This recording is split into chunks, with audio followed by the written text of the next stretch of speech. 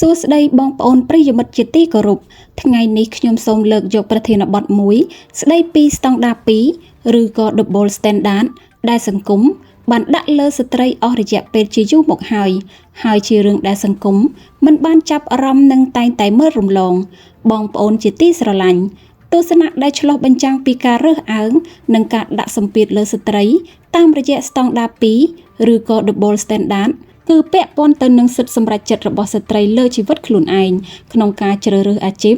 ឬក៏ធ្វើកិច្ចការងារផ្ទះការរិះគន់របស់សង្គមគឺជារឿងមួយដែលមិនអាចគ្រប់គ្រងបាននោះទេស្ត្រីដែលចេញទៅធ្វើការងារនៅខាងក្រៅដើម្បីរកប្រាក់ចំណូលតែងតែត្រូវបានគេវាយតម្លៃថា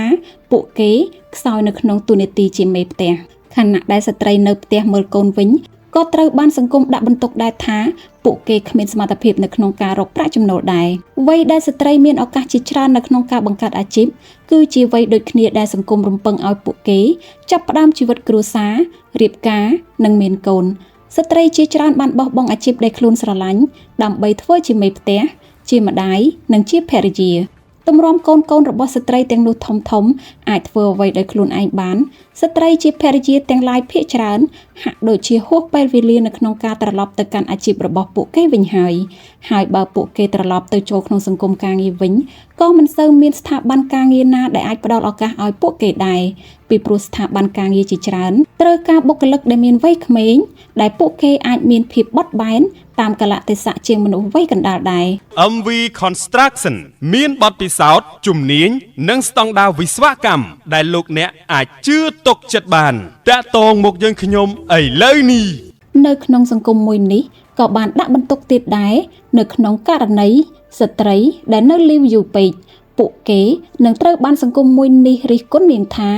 នាងប្រៀបដូចជាទំនិញហួសកាលបរិច្ឆេទទស្សនៈសង្គមនេះបានឆ្លុះបញ្ចាំងពីសម្ពាធយ៉ាងធ្ងន់លើស្មារបស់ស្ត្រីដោយសារតែបញ្ហានេះទាំងនៅក្នុងសង្គមខ្មែរនិងអន្តរជាតិបានជ្រើសរើសយកថ្ងៃទី8ខែមិនិនាជារៀងរាល់ឆ្នាំដើម្បីប្រារព្ធទិវាសិទ្ធិនារីអន្តរជាតិដើម្បីរំលឹកនិងលើកកម្ពស់សិទ្ធិសមភាពនិងតម្លៃរបស់ស្ត្រីនៅទូទាំងពិភពលោកថ្ងៃនេះមិនត្រឹមតែជាថ្ងៃសិទ្ធិនារីប៉ុណ្ណោះទេ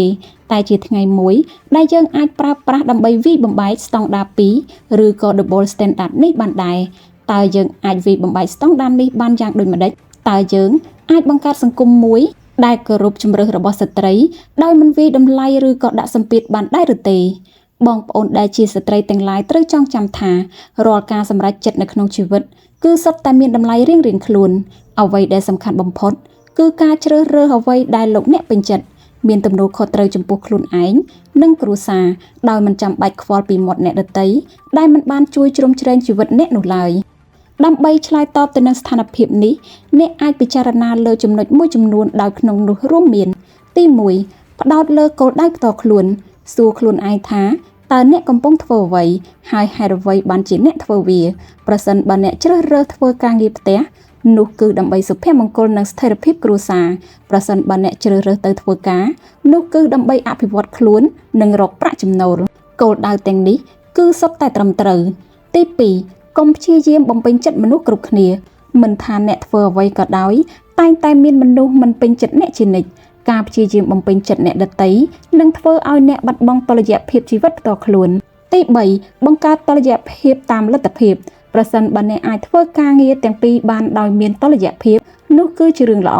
ប៉ុន្តែប្រសិនបើមិនអាចទេចូលជ្រើសរើសអាទិភាពដែលសំខាន់បំផុតសម្រាប់ជីវិតអ្នកនៅដំណាក់កាលនោះទី4តម្លៃនៃកម្លាំងពលកម្មរាល់សកម្មភាពដែលបង្កើតបានជាលទ្ធផលឬក៏ផលប្រយោជន៍គឺសុទ្ធតែជាការងារដែលមានតម្លៃកុំឲ្យពាក្យសម្ដីអ្នកដទៃមកកំណត់តម្លៃនៃសមត្ថភាពរបស់អ្នកចូលចងចាំថាជីវិតគឺជាជម្រើសរបស់អ្នកហើយអ្នកគឺជាអ្នកទទួលខុសត្រូវលើជោគវាសនាខ្លួនឯងមិនមែនអ្នករិះគន់ទាំងនោះឡើយ